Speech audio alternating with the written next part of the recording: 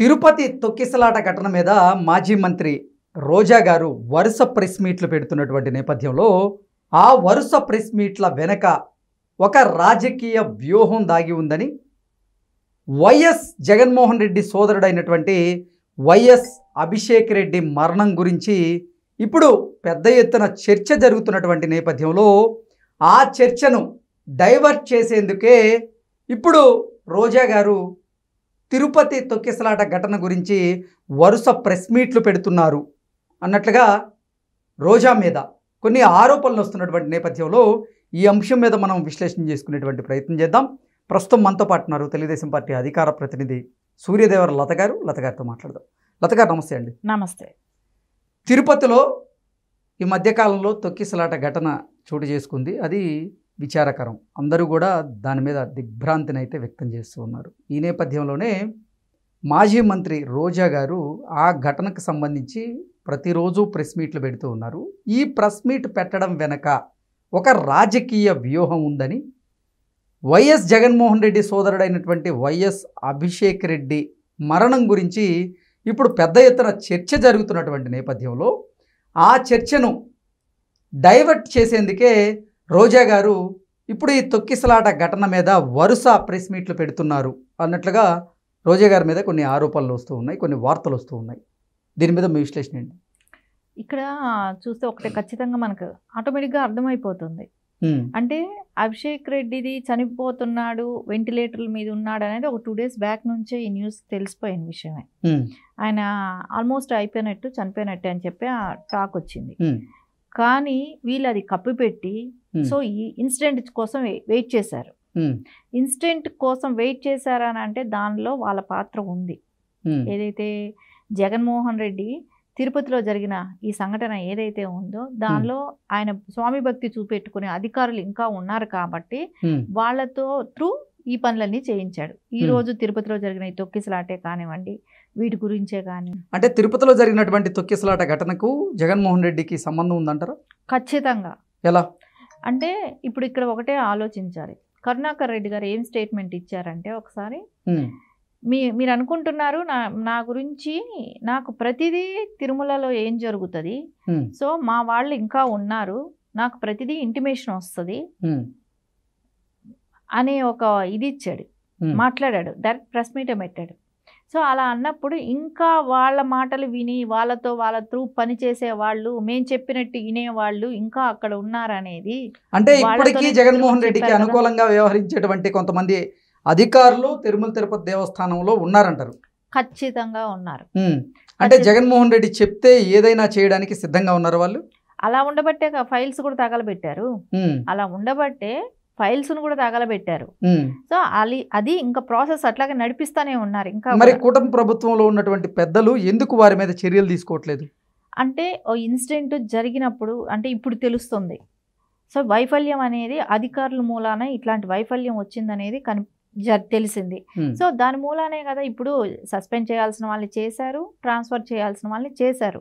So ఇక్కడ వైఫల్యం కనపడింది కాబట్టి, ఇంకా అధికారులు ఉన్నారు అనేది తెలిసింది కాబట్టి ఇప్పుడు దాని మీద ఇంకా ఇన్వెస్టిగేషన్ జరుగుతుంది. దాని గురించి కూలంకషంగా ఎవరు చేశారు, ఎక్కడి నుంచి మిస్టేక్ వచ్చింది అనేది అయితే పక్కగా బయట తీస్తారు. ఇక మీదట ఎవరు వైసీపీకి ఇప్పుడు ప్రజల కోసం పనిచేయడానికి వ్యవస్థలు ఉన్నాయి కానీ రాజకీయ నాయకుల కోసం పనిచేయడానికి కాదు కదా. సో వాళ్ళు చేసేది ఏంటి, జగన్మోహన్ రెడ్డికి తొత్తులుగా ఇంకా పనిచేస్తున్నారు. సిస్టమ్ ఇంకా ఉంది అది. సో దాన్ని అంతా సెటరేట్ చేయాల్సిన బాధ్యత అయితే కూటమి ప్రభుత్వం మీద ఉంది. అది కాదని సత్యమే, నిజమే. అది క్లియర్ చేయాల్సిన బాధ్యత కూడా కూటమి ప్రభుత్వం ఉంది కాబట్టి ఆ దిశగా పని జరుగుతూనే ఉంది.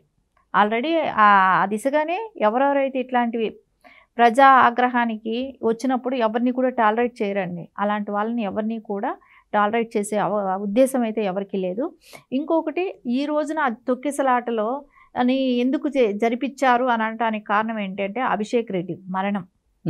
సో అది ఎక్కడ బయట వస్తుంది, అది బయట రాకూడదు. అభిషేక్ రెడ్డి ఎలా చనిపోయాడు, ఎందుకు చనిపోయినాడు అనే ఇష్యూ గురించి బయట రాకూడదు. సో అందుకోసం ఈవిడ ఏంటంటే రోజాతో రోజు ప్రెస్ మీట్లే. మీరు ఒకటి చూడండి, సీఎం కూడా అక్కడికి వెళ్ళకముందే ఈవిడ ప్రెస్ మీట్ పెట్టారు. సో ఆ ఇన్సిడెంట్ జరిగిన వెంటనే ప్రెస్ మీట్ పెట్టారు. ఓకే, ఎవరైనా అయితే ఇంకా వివరాలు తెలియాల్సినవి ఉంటాయి. ప్రెస్ మీట్ పెట్టాలంటే ఎక్కడ ఎంతమంది చచ్చిపోయారు, ఎంతమందికి హాస్పిటల్లో చేరారు, వాళ్ళు తప్పిపోయిన వాళ్ళు ఎవరు, ఇవన్నీ కూడా డీటెయిల్స్ తెలియాల్సింది ఉంది. కానీ అది కూడా తెలియకముందే ఈవిడ మొత్తం ప్రెస్ మీట్ పెట్టారు. అంటే ఈవిడికి ఫస్ట్ ఇన్ఫర్మేషన్. అభిషేక్ రెడ్డి మరణం గురించి కొంతమంది అనుమానాలు వ్యక్తం చేస్తున్నటువంటి నేపథ్యంలోనే ఇప్పుడు ఆ మరణం గురించి పెద్ద ఎత్తున చర్చ జరుగుతున్నటువంటి నేపథ్యంలోనే ఆ చర్చను డైవర్ట్ చేసేందుకే రోజా గారు రోజుకు ఒక ప్రెస్ మీట్ పెడుతున్నారని భావించవచ్చు. అయితే అదే కదా, ఖచ్చితంగా అట్లాంటివే జరుగుతున్నాయి. ఈవిడ ప్రెస్ మీట్ పెట్టి డైవర్ట్ చేయడానికి ప్రయత్నిస్తుంది. కానీ ఇక్కడ ప్రజలందరూ కూడా సరే, ఇప్పుడు ఆవిడ మాట్లాడే మాటల్లో కూడా ఎట్లా ఉందంటే దీనికి ఖచ్చితంగా నారా చంద్రబాబు నాయుడు గారి దీని మూలనే జరిగింది, ఆయన వైఫల్యాలు అది ఇదే అని మాట్లాడుతుంది. అలాంటి వైఫల్యాలు జగన్మోహన్ రెడ్డి ఉన్నప్పుడు కొన్ని వేల మంది లక్షల మంది వరకు చనిపోవటం కూడా జరిగింది.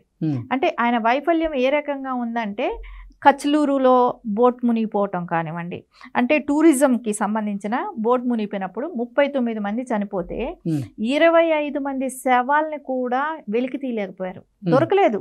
స్టిల్ ఇప్పటి వరకు వాళ్ళని బోట్లో ఉన్నారు కాబట్టి చనిపోయారని నిర్ధారిస్తున్నారు, కానీ వాళ్ళ బాడీలు కూడా దొరకలేదు.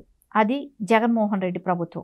అంటే ఇప్పుడు ఆ రకంగా వాళ్ళు చనిపోయినప్పుడు దానికి సమాధానం ఎవరు చెప్పాలి? జగన్మోహన్ రెడ్డి బాడీలు కూడా బయట తీయలేకపోయాడు కదా. ఇంకా అదేలాగా అన్నమయ్య గేట్లకి డీజిల్ వేసి గ్రీస్ వేయలేని పాపానికి 33 మంది రాత్రికి రాత్రి కొట్టుకుపోయారు, నిద్రలోనే చనిపోయారు. సో దానికి ఎవరు బాధ్యులు? సరే, చనిపోయారు, వాళ్ళ ఆస్తి నష్టం, పశు సంపద అంతా పోయింది, పంటలు పోయాయి, అది ఎవరి మూలాన జరిగింది? వైజాగ్ పాలిమర్ గ్యాస్ లీకేజ్, దీనికి 13 మంది చనిపోయారు. సో దానికి ఒక్కొక్కరికి ₹1 కోటి ఇస్తానన్నాడు. వాళ్ళకి ₹1 కోటి ఇచ్చాడా? సమాధానం చెప్పాడా? సో దాని గురించి కూడా పట్టించుకోలేదు. సో ఆక్సిజన్ సిలిండర్స్ లేకుండా చనిపోయిన వాళ్ళు ఎంతమంది? 200 మంది చనిపోయారు. సిలిండర్స్ లేక, సిలిండర్స్ ని అందించలేక, సదుపాయాలు హాస్పిటల్స్ లో, అలాగే ఆక్సిజన్ సరఫరా. ఇంకా కరోనా టైంలో చెప్పాల్సిన పని లేదు. 47,000 మందిని, అంటే సరైన మెడికల్ వసతులు కల్పించలేక 47,000 మంది చనిపోయారు హాస్పిటల్స్ లో. కానీ మనం చూసాం ఎగ్జాంపుల్, సుధాకర్ గారు మాస్క్ అడిగిన పాపానికి ఏ రకంగా చనిపోయాడు, ఏ రకంగా చంపేశాడని. ఇంకా జంగారెడ్డిగూడెంలో కల్తీ మద్యానికి 27 మంది చనిపోవటం కానీ, ఇలా చూస్తుంటే ప్రతి చోట కూడా ఈ రకంగా చనిపోవటం, ఇవన్నీ కూడా చూస్తూనే ఉన్నాం. నిరుద్యోగ యువత ఆత్మహత్య చేసుకోవటం, 21,500 మంది నిరుద్యోగ యువత ఆత్మహత్య చేసుకోవటం కానివ్వండి. ఈ ప్రతి చోట కూడా ఎప్పటికెప్పుడు వీళ్ళందరూ ఇప్పుడు జగన్మోహన్ రెడ్డి 5 ఏళ్ల పాలనలో చనిపోయిన వాళ్ళ సంఖ్య అంతే. ఖచ్చితంగా 4,000 మంది రైతులు ఆత్మహత్య చేసుకోవటం, కల్తీ మద్యం, శానిటైజర్లు తాగి చనిపోయిన వాళ్ళు, కల్తీ మద్యం. సో 30,000 మంది పైపునే. మహిళల హత్యలు 9,990. టీడీపీ నేతలు కార్యకర్తల హత్యలు 98 మంది. బీసీల హత్యలు 300. ఎస్టీల హత్యలు 192. ఎస్సీల హత్యలు 58. మైనారిటీ హత్యలు 11. అంటే ఇది టోటల్గా 104,000 మంది చనిపోయారు. సరే, వీళ్ళందరికీ కారణం ఎవరు? వీళ్ళందరి హత్యలకి కారణం ఎవరు? జగన్మోహన్ రెడ్డి కాదా? ఈ రోజున చంద్రబాబు నాయుడు గారిని మటుకు ఇన్ని మాటలు మాట్లాడుతున్నావు, నీకు అదే వైఎస్ఆర్ గవర్నమెంట్ ఉన్నప్పుడు ఇంతమంది హత్యలు చనిపోవటానికి డెడ్ బాడీలు కూడా దొరకకుండా ఉండటమును, వాళ్ళు ఏ రకంగా వాళ్ళ ఫ్యామిలీలు బాడీ కూడా దొరకపోతే ఏ రకంగా బాధపడతారు. సో ఇన్ని హత్యలు చేసింది జగన్మోహన్ రెడ్డిని ఏ శిక్ష విధించాలి? మీరందరూ మినిస్టర్లుగా పనిచేశారు, మీకేం శిక్ష వేయాలి? అంటే ఇన్ని మరణాలకు కారణం జగన్మోహన్ రెడ్డి గారు అంటారు. ఖచ్చితంగా ఆ రోజున ఇన్ని మరణాలకు కారణమయ్యాడు. ఇంతమంది మీరు మినిస్టర్లుగా ఉన్నారు, అలీబాబా అరడజన్ దొంగల్లాగా. సో మీరందరూ కూడా దానికి బాధ్యత వహించాలి కదా. అంటే జగన్మోహన్ రెడ్డి ఈ 5 ఏళ్ల పాలనలో ఆంధ్రప్రదేశ్ రాష్ట్రంలో 1,04,406 మంది చనిపోయారంటారా? అంతే. ఓకే, ఆ మరణాలకు కారణం ఖచ్చితంగా జగన్మోహన్ రెడ్డి బాధ్యత వహించాలి. ఖచ్చితంగా జగన్మోహన్ రెడ్డి బాధ్యత వహించాలి. అన్ని వేల లక్షల మంది చనిపోయినప్పుడు ఏ రోజు ఆయన దాని గురించి మాట్లాడింది లేదు. వాళ్ళకి ఇస్తానన్న ఎస్క్రేషి ఆ డబ్బులు కూడా ఇవ్వలేదు. వాళ్ళ గురించి పట్టించుకున్న పాపం కూడా లేదు. అలాంటి వ్యక్తి సీఎంగా 5 సంవత్సరాలు చేశాడంటే ఆంధ్రప్రదేశ్ ప్రజలు బాధపడ్డారు. సో దాని తీర్పే 11 స్థానాలకు చేశారు. అయినా ఇంకా సిగ్గు రాలేదు మీకు. ఎప్పటికీ మీరు మారుతారు. సో ఈ అంశాలన్నింటినీ కూడా కప్పుపిచ్చుకునేందుకే ఇప్పుడు రోజా గారు వరుస ప్రెస్ మీట్లు పెట్టి ఇప్పుడు ఆంధ్రప్రదేశ్ ప్రభుత్వం మీద విమర్శలు చేస్తున్నారని మనం భావించవచ్చు అంటారు. ఇప్పుడు వాళ్ళు చేసిన వైఫల్యాలు బయట రాకూడదు. ఇంకొకటి ఇక్కడ అతను చనిపోయి ఉన్నాడు, అభిషేక్ రెడ్డి చనిపోయి ఉన్నాడు. సో ఆ హత్య ఎలా జరిగింది ఏంటి అనేది బయట రాకూడదు. కాబట్టి ఈవిడ రోజు ప్రెస్ మీట్లు పెట్టి మేము గంగాజలంలో మునిగి వచ్చాము, మేము చాలా పునీతులం అన్నట్టు ఈవిడ కూర్చొని చెప్తుంటే, శుద్ధ మాటలు చెప్తూ ఇట్లాంటి శుద్ధపూస మాటలు చెప్తుంటే వినటానికి ఎవరూ సిద్ధంగా లేరు. ముందు నువ్వు మారు, ప్రజలకు ఏం జరిగింది, గతంలో 5 ఏళ్ల క్రితం ఏం జరిగింది, ఇప్పుడు ఏం జరుగుతుంది, ఇచ్చిన మాట నిలబెట్టుకున్నారా లేదా, ఇట్లాంటి ఆపదలు అపాయాలు ఏమైనా వచ్చినా కూడా ఇచ్చిన మాట నిలబెట్టుకున్నారా, దానికి వాళ్ళు ప్రజలకి ఏం చేశారు, భక్తులకి వాళ్ళు నెక్స్ట్ ఇంకొకసారి జరగకుండా ఎలాంటి ప్రికాషన్స్ తీసుకున్నారు, ఇలాంటి వాటి మీద దృష్టి పెట్టు. ఇలాంటివి చేస్తే ప్రజలు కూడా నిన్ను ఒక నాయకురాలుగా గుర్తిస్తారు. నోరుంది కదా అని నోటుకు వచ్చినట్టు మాట్లాడితే ప్రజలు ఎవరు హర్షించరు. చంపుకున్నది మీరే, చచ్చిపోయిన తర్వాత మాట్లాడకుండా చేసేది మీరే. సో అది మీరు చేసే ప్రతి పని ప్రజలందరూ కూడా చూస్తూనే ఉన్నారు. ఓకే అండి, థ్యాంక్ యూ సో మచ్.